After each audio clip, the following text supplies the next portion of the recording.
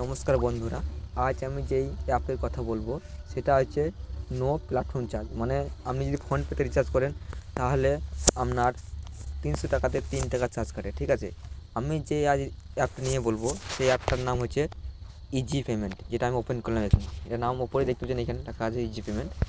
এইখান থেকে আপনারা রিচার্জ করবেন, ডাইরেক্ট ফোনপে থেকে রিচার্জ হবে, কিন্তু নো প্ল্যাটফর্ম চার্জ। মানে এইখান থেকে রিচার্জ করলে ডাইরেক্ট ফোনপে যেয়ে ব্যালেন্সটা ট্রানজ্যাকশন করা যাবে। মানে কী করে করবেন সেটা, আবার প্রথমে যদি আমার রেফার কোড দিয়ে কেউ যদি এই টাকা লগ ইন করে তাহলে সে 5 টাকা প্রথমেই পেয়ে যাবে। ঠিক আছে, তার নিচে ডিসক্রিপশনে দেওয়া থাকবে রেফার কোড, সেইখান থেকে রেফার কোডটা নিয়ে বসাবেন, তাহলে পেয়ে যাবেন।